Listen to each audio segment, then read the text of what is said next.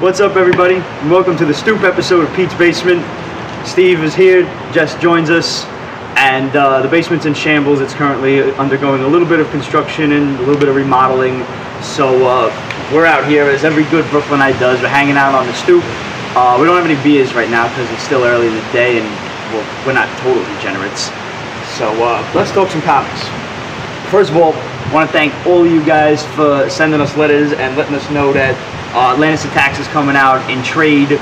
It was like they heard us. It was weird. Yeah, it really was. Like all of a sudden, we're gonna get this out quick. Yeah. Like, oh my god, the guys at Pete's Basement are fucking talking about Atlantis Attacks. Get the shit out before they get mad. When does it come out? It's actually coming out in January. It's available on Amazon right now in hardcover for pre-order. Right. I think it's like $60 or $75. It's an omnibus. It takes all 13 issues. I believe actually Alex Ross was doing the cover for that. It looked like his work. I don't know anything about this book. You were telling me about it. Atlantis Attacks is one of my absolute favorites. It's one of the things I started collecting when I first got into comics. It basically has the entire Marvel universe. It crossed over every annual that came out that year. It was 1989. And it has the entire heroes and villains of the Marvel universe against Set the Serpent God, a 7-headed dragon. It's fucking awesome. It's fucking awesome. And actually, when I went and reserved my copy of Atlantis Attacks, we also found out capitalism. Do you hear it all around us? Also found out when I reserved my copy of Atlantis Attacks that they're releasing an omnibus of Acts of Vengeance, which was also one of the best Marvel crossovers ever. Are you familiar with that one? You know Acts of Vengeance? No, I don't think so. Acts of Vengeance was a brilliant idea. All the villains basically got together. I think it was a year after, or 2 years after Atlantis Attacks.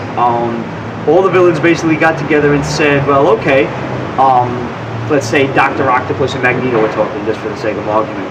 And Doc Ock says, well, all right, Spider-Man's used to fighting me, the X-Men are used to fighting you, let's trade off. So you've got some really sick battles going on. You've got Magneto versus Spider-Man, you've got like Stiltman versus Captain America, which was probably not that cool because it's Stiltman. Yeah. But you know, it's all different villains fighting villains and superheroes that they're not used to fighting. It was just a really cool idea. And the fact that they're collecting this in trade, all those crossovers, is I reserved that too. So I highly recommend you do check out that too. It's the best thing ever about trades. And it's just always a great like collection. 10 years behind on comic book continuity. So. And one last collection, actually, they are collecting an omnibus of X-Men Inferno, which you're familiar with X-Men Inferno, right? Yeah. Which is basically the X-Men versus Madeline Pryor, and they were just demons running around the Marvel universe. This later led to a lot of the Infinity Crusade stuff. Was a takeoff of Inferno. Infinity Crusade. Inferno collects all of the X-Men stuff versus Madeline Pryor and a couple of other issues here and there, amongst which side things. Amongst which was my favorite Spider-Man issue probably of all time. Amazing Spider-Man 312, done by Todd McFarlane, was Green Goblin versus the Hobgoblin, the one and only time that fight ever took place. So that was really exciting. And while we're on the subject of Spider-Man, and I don't have the issues in front of me, but basically one of the best series of Spider-Man when I first started collecting was the Powerless saga, which took place. There's like I wrote down a couple of notes. I started collecting actually 342, which you remember that issue of Scorpion. That was Powerless Part 2. Powerless started in Amazing Spider-Man 341, popping up on the screen now, where basically Peter Parker once again just got tired of being Spider-Man and went to this weird doctor that could take away superpowers, and that's just what happened. And then pretty much all of his like C-list villains came out of the woodwork and wanted to fucking kick his ass, starting with Tarantula, then we had the Scorpion, then we had the Femme Fatales. Those are definitely C-list, yes. Definitely. I mean, Scorpion was maybe B-list at the time. I always liked Scorpion. I thought he was a cool-ass villain. And right prior to that... Tarantula looked like a matador. Tarantula was a fucking geek.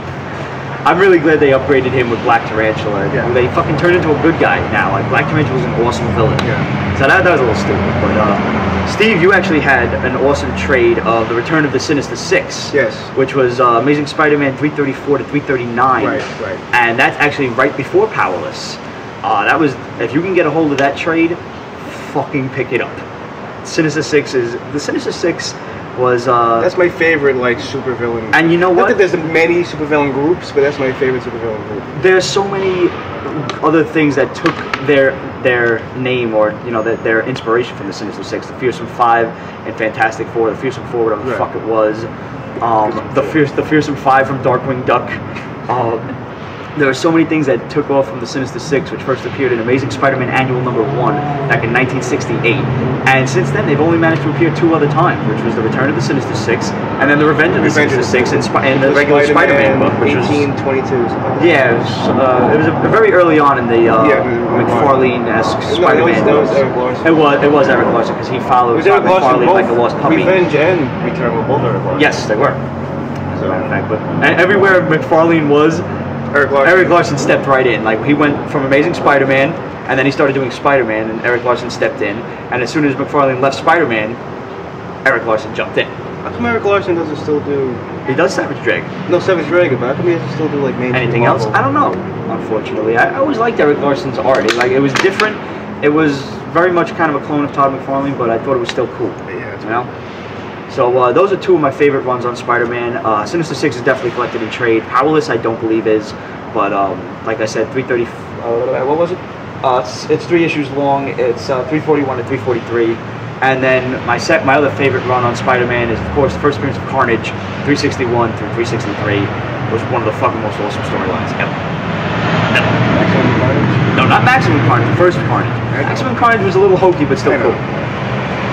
They basically turned a serial killer into a hokey villain at that point. Maximum, what was that, mid-90s, right? Maximum Mid-90s, That was like Maximum Carnage. It was like around the same time. Pretty much, yeah.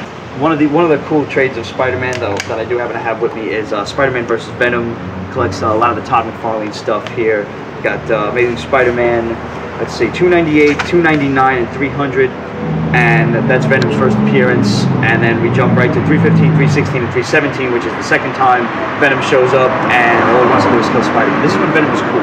He was actually a fucking straight-up villain and not some asshole. And it's the Eddie Brock Venom, not the fucking Matt Gargan Venom, which is stupid. What'd you bring? Recent events have been kind of changing your mind, huh? Jess was unfortunate enough to pick up, what the fuck did you get? Because I blocked the name out of my head. The Grant Morrison run? Which did you get? Rest in Peace? R.I.P.? Yeah, R.I.P. and You did that on purpose? the Bat She did it on purpose. Those are collected in trade, and I don't recommend you ever go near them. Well, I mean... Unless you actually want herpes of the brain. Well, she picked that up, and like by the same token, you still get Spider-Man no matter what. No, I understand. I know. So it's the same... It's the same sickness. Yes, I have faith. You really believe this Batman Incorporated shit can turn it around? I just have faith that somebody's gonna come in and save Batman from Morrison and make it all better for me. It'll happen. It's just a matter of time. I really hope it does. I miss liking Batman. When it boils down, Batman is my favorite superhero, and it hurts me mentally that I can't collect it right now. So, on to a lighter note, what'd you bring? Because I can bitch about Batman for Okay. Well, I bring in my girly books. Okay. I love Neil Gaiman, and I love everything that he writes. So I brought in Sandman. I'm sure every pseudo-goth emo kid has read that. I've never read Sandman, actually. Well, you're never really a That's true. I was never really pseudo-goth. I was a little crazy.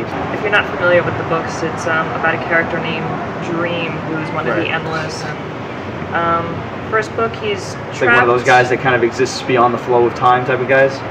Yeah, and I feel like this book kind of made like is like a solid for the Vertigo universe. Like a lot of Vertigo books go back to the land of Dream. You know, like it's kind of like this realm now. I have a question. Because I saw as I was looking over your shoulder and you're flipping through that they had a panel of the original Golden Age Sandman in there, and how does this book relate to the original Golden Age Sandman? Because I've heard that it doesn't. I don't think it does. I'm not familiar with the Golden Age Sandman. Basically, I know he was just the guy with the gas gun. But I never read it. I vaguely remember reading something about Neil Gaiman discussing the character and like the idea of it, but didn't actually. I think it would have been cool if like this dude Dream had kind of like inspired the Golden Age Sandman and just like give it a little quick mention, just kind of an homage to it, and move along. I don't know. That's from what I remember. It's been a long time since I read it, but from what